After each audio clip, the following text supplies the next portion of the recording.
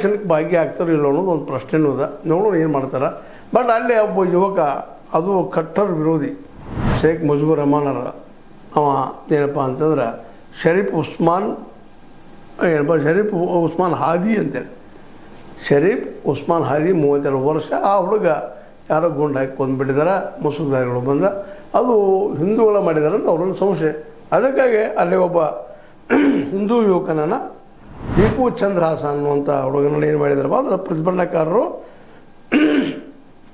ಅವರನ್ನು ಬೆಂಕಿ ಹಚ್ಚಿ ಕೊಂದರು ಅನ್ನುವಂಥ ರಿಪೋರ್ಟ್ಗಳು ಬರ್ತಾಯಿದ್ದಾವೆ. ಅಂದ್ರೆ ಆ ಪ್ರಮಾಣದಲ್ಲಿ ಅವರಲ್ಲೇ ಈ ಹಿಂದುತ್ವದ ವಿರೋಧವಾಗಿ ಒಂದು ದ್ವೇಷ ಭಾವನೆ ಬೆಳೀಲಿಕ್ಕತ್ತದ.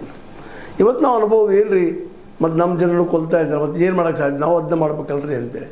ಅಲ್ಲ, ಒಬ್ರಿಗೊಬ್ರು ಕೊಲ್ಲುವಂಥ ಕೆಲಸ ಮಾಡೋದು ಅದರ ಮುಂದೆ ಏನಾಗೋದು? ಇದರಿಂದ ಎರಡು ದೇಶಗಳಿಗೆ ಸಂಬಂಧ ಕೆಡ್ತದೆ, ಶಾಂತಿ ಅನ್ನೋದು ಇಲ್ಲ, ದಿನನಿತ್ಯ ಯುದ್ಧದ ಭೀತಿಯೊಳಗೆ ಬದುಕಬೇಕಾಗ್ತದೆ ಅನ್ನೋದು ಮೊದಲೇ ಸತ್ಯ. ಆದರೆ ಎರಡನೇ ಇಂಥವ್ರು ನಡಿಬಾರ್ದಂಗೆ ನಾವು ಇದ್ದಂಥವ್ರು ಅಂದರೆ ಇಟ್ ಮೀನ್ಸ್ ಅಲ್ಲಿಯೇ ಮುಸ್ಲಿಂ ಗೌರ್ಮೆಂಟ್ ಏನದ, ಯೂನಿಸ್ ಅವ್ರ ಗೌರ್ಮೆಂಟ್ ಏನದ, ಅದು ಕಂಟ್ರೋಲ್ ಮಾಡಬೇಕಾಗಿದೆ.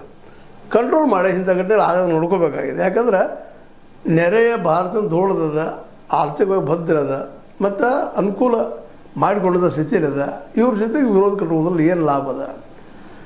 ಆದರೆ ಭಾಳಷ್ಟು ಜನರಿಗೆ ಭಾರತದ ವಿರೋಧಿ ಭಾವನೆ ಬೆಳೆದು ಬಿಟ್ಬಿಡೋದು. ಅವ್ರು ಸಪ್ರೇಟಾಗಿ ಬೇರೆಪ್ಪ ನಾವು ಆಗ್ತೀವಿ, ನಾವು ಬೇರೆ ಇರ್ತೀವಿ, ನಾವು ಪಾಕಿಸ್ತಾನದ ಜೊತೆಗೆ ಸಂಬಂಧ ಮಾಡ್ತಿದ್ವಿ, ಪಾಕಿಸ್ತಾನ ಜೊತೆಗೆ ಹೆಚ್ಚು ಮಾಡ್ಕೊಳ್ಳಿಕ್ಕೆ ಉಗ್ರವಾದಿಗಳು. ಹೀಗಾಗಿ ಅಲ್ಲೇ ಏನಾಗಿತ್ತಪ್ಪ, ಹಿಂದೂ ಮುಸ್ಲಿಂ, ಅಲ್ಲಿ ಹಿಂದೂಗಳು ಅಲ್ಪಸಂಖ್ಯಾತರು, ನಮ್ಮಲ್ಲೇ ಮುಸ್ಲಿಂ